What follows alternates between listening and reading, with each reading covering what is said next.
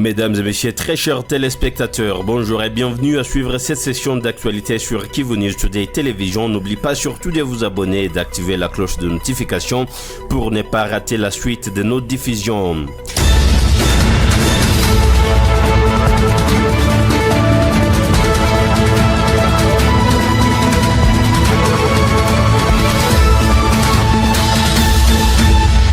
Ce vendredi 20 février 2026, la commissaire de l'Union européenne chargée de la gestion des crises et des conflits, Hadja Larbib, est arrivée dans la ville de Goma, chef-lieu de la province Nord Kivu, à l'est de la République démocratique du Congo.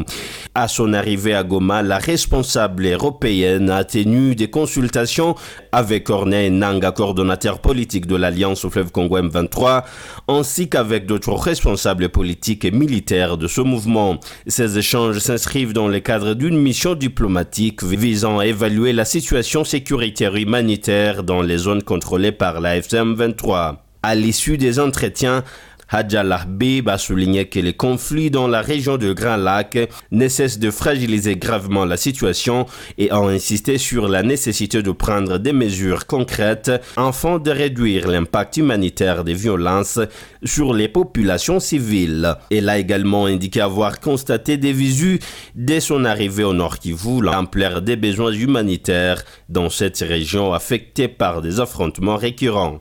À la gestion de crise et à l'aide humanitaire, avec un mandat humanitaire. J'ai été effectivement mandatée par le ministre des Affaires étrangères des 27 pour me rendre dans la région des Grands Lacs et établir un rapport ensuite concernant la situation humanitaire qui s'est aggravée dans cette région ces derniers mois. Je me suis rendue tout d'abord à Kinshasa, ensuite à Bujumbura, puis à Kigali, et maintenant à Goma, avec le même message, un plaidoyer en faveur du respect du droit international humanitaire. La situation est catastrophique. Nous devenons le premier acteur global humanitaire au monde, particulièrement ici, dans la région des Grands Lacs, mais il faut nous aider à faire notre travail. Et nous avons de plus en plus des violations flagrantes du droit international humanitaire. Nos travailleurs risquent leur vie en voulant sauver celle des autres. Et donc, j'ai fait part de toutes sortes de tracasseries, de problèmes. Et je me fais le relais ici des ONG internationales, des agences des Nations Unies qui travaillent difficilement ici et dans les camps de réfugiés de la région pour alléger les souffrances. Je me suis moi-même rendue dans les camps de transit, j'ai moi-même recueilli les témoignages. Je suis aussi commissaire à l'égalité et les premières victimes de cette guerre, ce sont avant tout des femmes et des enfants. J'ai obtenu des engagements concrets de toutes les parties que j'ai rencontrées et j'espère que ces engagements seront mis en œuvre et que cette mission portera ses fruits. De son côté, Corneille Nangaa, coordonnateur politique de la M23, a affirmé que son mouvement continue d'apporter une assistance aux populations dans les zones sous son contrôle. Il a également déclaré que les détenus capturés par les combattants du M23 lors de leur entrée à Goma bénéficient d'une prise en charge appropriée, y compris sur le plan médical. Il a enfin réitéré la volonté de son mouvement de privilégier une solution politique et diplomatique, affirmant ne pas souhaiter la poursuite d'affrontements répétés. Bonne foi, et surtout par le fait de voir que la commissaire est venue à cette terre qui a toujours été considérée comme si, avec des mensonges, comme si c'était. Nous avons fait des grosses annonces et nous avons pris de grandes décisions, notamment. Nous avons plus de 41 jeunes mineurs qui étaient au FARDC et au Wazalem, que nous avions arrêtés à Goma. Nous les avons libérés. Aujourd'hui, on a pris la décision de les libérer. Dans la même logique, nous avons identifié une centaine de femmes qui étaient associées aussi au Wazalem de FARDC, qui étaient arrêtées à Rumangabo. Nous venons de les libérer aussi. Et bien plus, nous avons ici 230 FARDC pris en charge par le mouvement, par l'AFC 23, et qui sont en soins au niveau du camp Katine. nous les avons aussi libérés. Et c'est pour montrer que non, nous voulons la paix. Nous ne sommes pas des guerriers, nous ne sommes pas des batailleurs. Ce sont des signes que nous avons donnés, un signe de bonne foi, pour permettre à ce que les choses avancent. Nous croyons à une solution politique et nous tenons à la solution politique. Mais si on nous impose une solution autre que politique, nous nous défendrons. Signalons que cette visite intervient alors que les organisations établissent des alertes sur la dégradation des conditions de vie des personnes déplacées et sur les difficultés persistantes d'acheminement de l'aide. Des observateurs estiment que la présence diplomatique européenne dans la région traduit d'une volonté de renforcer le dialogue avec l'ensemble des parties prenantes et de consolider les mécanismes de protection des civils dans cette partie stratégique du Nord Kivu.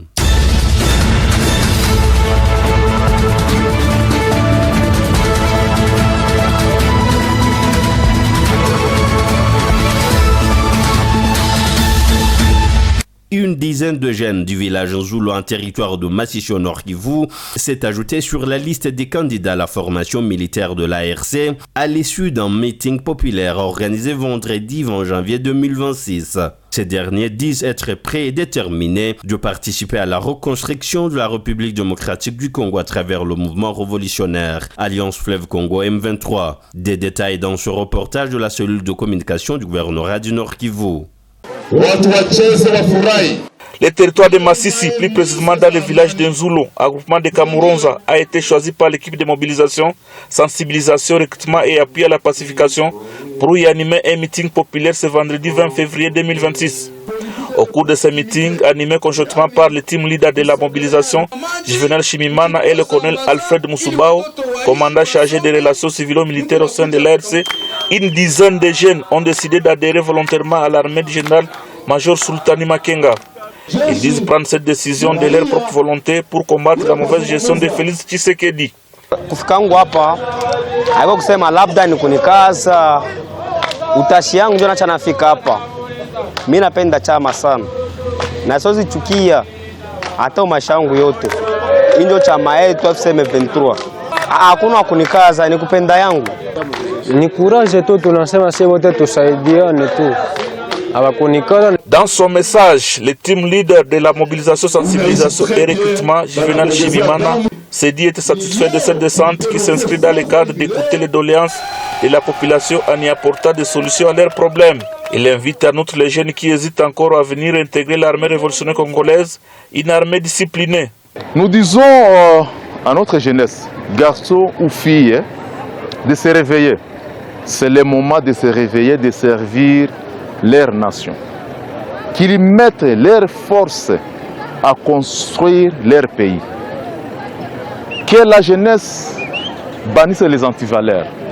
Que la jeunesse sache que cette révolution leur concerne. Hey, leo Nzulo ni 100%. Nzulo ni 100% sécurité.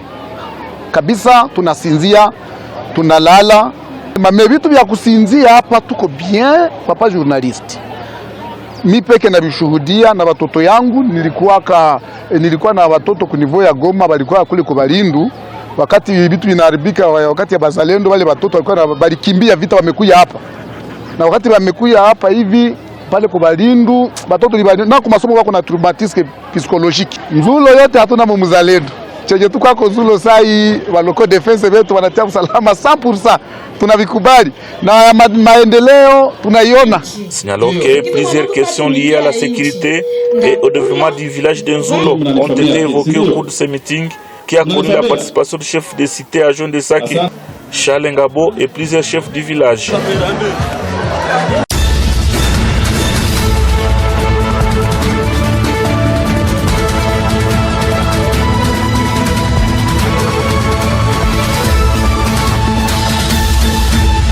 Pour Poursuivons cette session d'actualité. Un rapport publié par plusieurs organisations de défense des droits humains révèle qu'au moins 7000 civils ont été tués entre 2020 et 2026 dans la région de Beni et Lubero au Nord Kivu. Les massacres sont en grande partie attribués aux forces démocratiques alliées à ADF, mais le document pointe également l'implication de certains groupes armés locaux et des complicités internes au sein de forces de sécurité.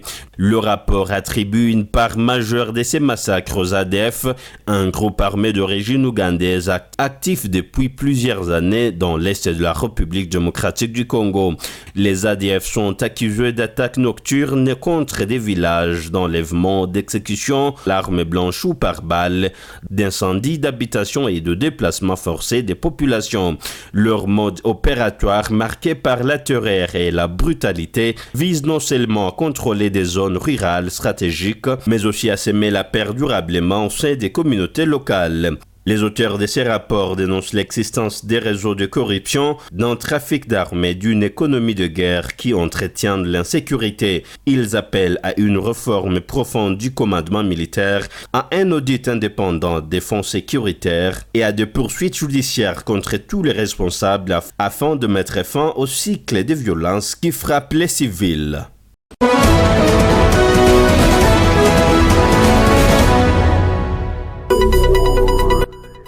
Et c'est la fin de cette session d'actualité sur Kivu News Today Télévision, mesdames et messieurs.